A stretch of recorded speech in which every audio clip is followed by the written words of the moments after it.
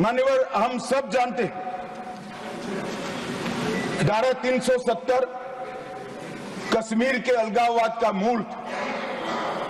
हम भी कभी अलग हो सकते हैं तो ये भाव के बीच धारा 370 के अंदर डाले गए थे। मगर हमारे संविधान निर्माताओं का भी मैं बहुत मनपूर्वक धन्यवाद करना चाहता हूं। बड़े दूरदर्शी थे, उन्होंने इसको टेम्पररी बनाया था और धारा 370 को हटाने का बीज भी धारा 370 में ही डाल दिया गया। मगर राजनीतिक मजबूरी, वोट बैंक की पॉलिटिक्स, हमारे पुरखों ने धारा 370 डाली है, हम नहीं हटाएंगे, ऐसी जिद धारा 370 को लेकर चलती रही, कई सालों तक चली। और मान्यवर, यही सदन में 5 अगस्त 2019 में मोदी जी ने धारा 370 को समाप्त। हमारे संविधान निर्माताओं का वो स्वप्न कि एक देश में 2 प्रधान, 2 विधान, 2 निशान नहीं होंगे, कैसे हो सकता है? देश में एक ही प्रधानमंत्री हो सकता है, देश का एक ही संविधान हो सकता है और देश का झंडा भी एक हो सकता है।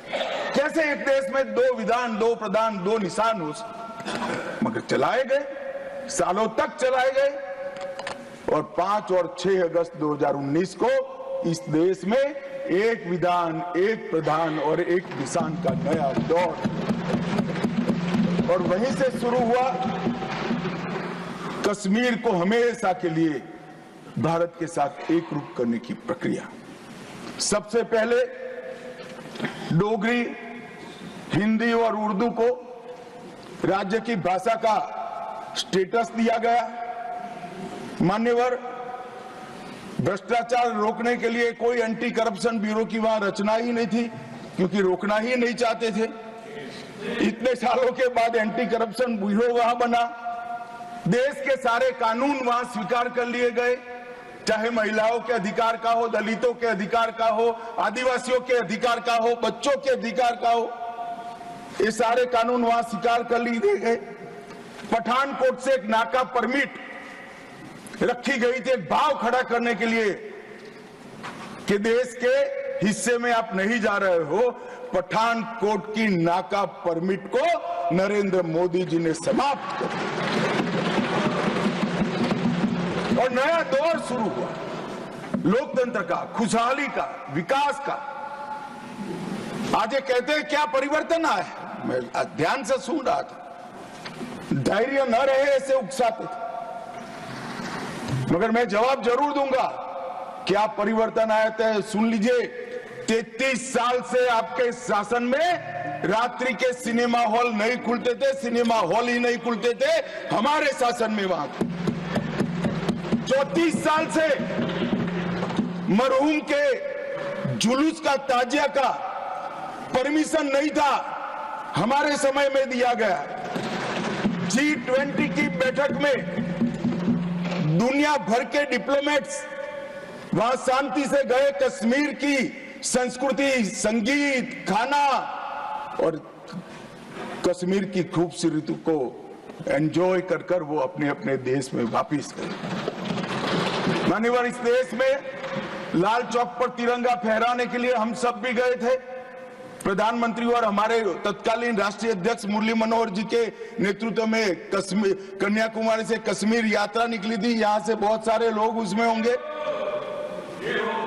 मुझे मालूम है मान्यवर, हमें परमिशन नहीं मिल रही थी लाल चौक जाने की। जब जीत किया गया कि हम जाएंगे, जो भी परिणाम आए, सेना की रक्षा में वहां जाना पड़ेगा और आनंद फानन में ध्वजवंदन कर कर वापस आना पड़ा। वो ही लाल चौक पर हर घर तिरंगा में, एक भी घर ऐसा नहीं था जहां तिरंगा।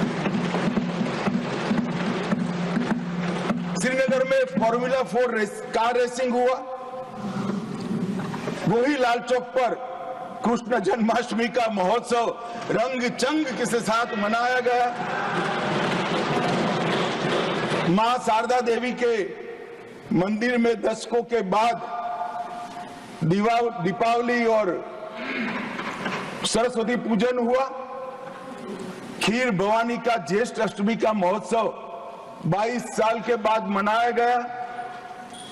और मान्यवर सिर्फ 370 हटने से क्या होगा ये पूछते थे।